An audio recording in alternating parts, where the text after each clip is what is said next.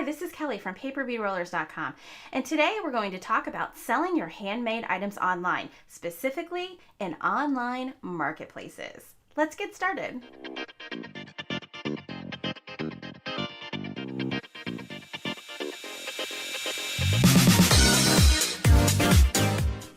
I've been an entrepreneur since 2010, and I've had several successful businesses. So I've had a lot of time to make mistakes and learn what works, and I'm going to share some of that with you. My current business is at paperbeadrollers.com. I hand make a tool that helps you take paper strips and turn them into paper beads that you can wear, like these ones I have on right now. I also sell DIY jewelry making supplies like findings and tools. I often get questions from customers and fans of my YouTube channel about how they can create their own online business as well, selling handmade items or even other kinds of items. I know it can seem like an impossible dream, but it actually is within your reach. Now, the most important piece of strategic advice that I give to people wanting to start an online sales business is to have multiple sales channels. That means that you are selling your items in multiple different places on the internet and you're bringing in customers from multiple different places. Now, why is that important? It's very important because if all of your customers and all of your sales are coming from one source, it could dry up overnight and leave you financially devastated, and you do not want that to happen. For example, I had surgery this past August, and I went ahead and made a bunch of bead rollers and sent them off to the Amazon warehouse because that's one of my sales channels is Amazon. I made more than normal because I knew that as I was recovering from surgery, I wasn't going to be able to make any more tools. So I sent off a really big shipment. Well, that shipment sat on the dock at Amazon for 4 weeks, and I completely ran out of all of my online inventory. Sales plummeted, but thank goodness I had other avenues of sales that kept me afloat. So now that you know that you need more than one sales channel, let's talk about what those sales channels could be. One channel is through your own website, which can be done a multitude of different ways. And we're going to talk about that in another video. What we're going to talk about today is marketplaces. An online marketplace is a sales platform that allows third-party sellers to come online and post products and make sales. Sites like Amazon, eBay, Etsy, those are all examples of marketplaces. And it might surprise you to know that Walmart is actually a marketplace as well. A few years ago, they opened up their website to third-party sellers. When you look at a listing on Walmart.com, you know it's a third-party seller because it says sold and shipped by, and you'll see a store name. That tells you it's not coming from Walmart, it's coming from a third-party seller. Now, there are both advantages and disadvantages to selling on marketplaces. We'll talk about advantages first.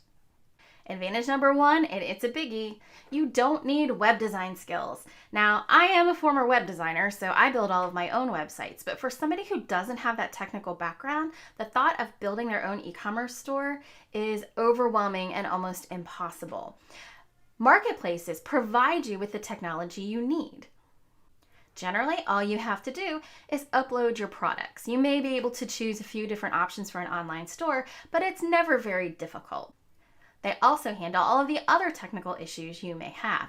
For example, processing payments, charging taxes, doing the shipping. All of that is generally handled through the marketplace website, and all you have to do is learn to use their tools. So it's pretty easy. Advantage number two, marketplace customer traffic. In theory, the marketplace platform brings the customers to you, so you don't have to spend money or time on marketing and be out there selling your items. You just have to provide the items and the customer service. For example, let's look at Amazon. Amazon has over 197 million people shopping on their platform worldwide every month, and they have over 49% of market share, which means almost half of digital transactions for goods are happening on the Amazon platform. That is a lot of customers brought straight to you for you to sell your product to. I mean, it just makes sense for you to put your products in front of that customer base, right? However, it's not always quite that easy. You'll still need to learn that particular platform's search algorithm and how to get your products to show up at the top of the search. It can be quite a task. Advantage 3, sales tax collection. In the past, a business only had to collect sales tax for a state in which it was a resident or had a physical presence. In 2018, all of that changed when South Dakota took online retail giant Wayfair to court, saying that they should collect sales tax on sales in the state even if the business doesn't have a physical presence in the state. The Supreme Court of the United States made a decision that set precedent. Basically, states are now allowed to require businesses to collect sales tax on purchases made within their state, even if the business who's selling doesn't have a physical presence in that state. Now, this is a massive oversimplification of the issue, but I am not a tax professional and I can't give you tax advice. So I'm just going to give you the bare basics, but you need to check with your tax professional and make sure that you are properly collecting sales tax for your business. The advantage part to this is that a lot of states now require marketplaces to collect the tax on behalf of their third-party sellers. Now, not every state, but the majority of states do at this point, and more are joining all of the time.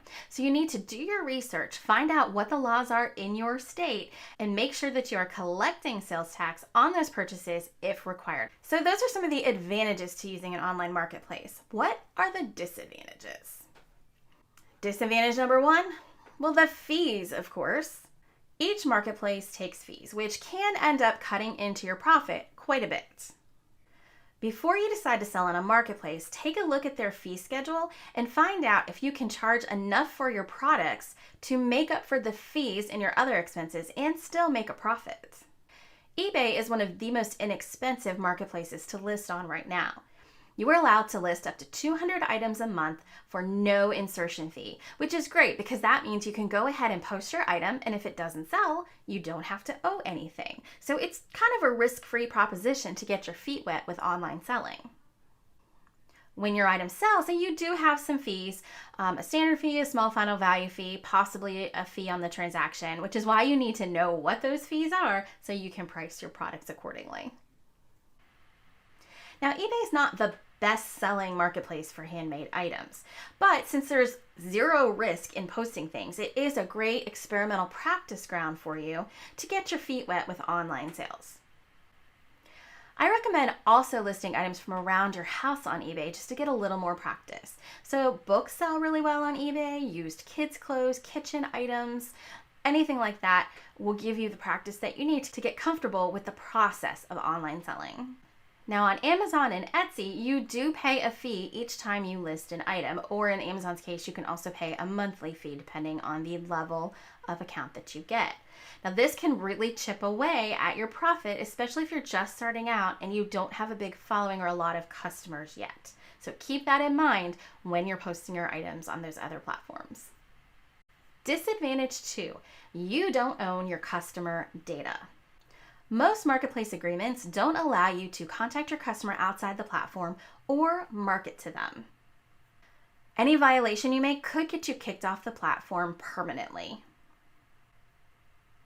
This is a huge risk to a small business owner because if something happens and your account gets shut down, your customer base is gone and they have no idea where to find you and you can't communicate with them. Your entire business and your source of income can be gone overnight. Another key reason why you need those multiple sales channels. And disadvantage 3.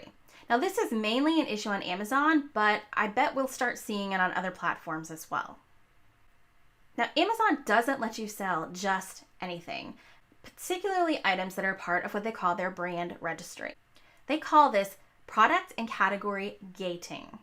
You have to get explicit permission from each brand, or for the categories, permission from Amazon itself in order to sell in that category. Not all categories are gated, but at the time of filming, several important key ones for handmade folks are. They include fine art, jewelry, and Amazon handmade. If you're going to sell on Amazon, be sure to get yourself an Amazon individual seller account and do your research before investing any money or spending a lot of time making product to sell on Amazon. Make sure that you're able to sell it first. So given all that information and some of the distinct disadvantages, should you even try to sell your items on Marketplace? Yes, I think you should give it a try. If you'd like more tips and information about selling your products online, be sure to subscribe to my YouTube channel and head over to Facebook and join the Paper Bead Fanatics Facebook group. In there, I give more tips on how to run your online business, and I teach about the awesome craft of paper bead rolling. See you next time.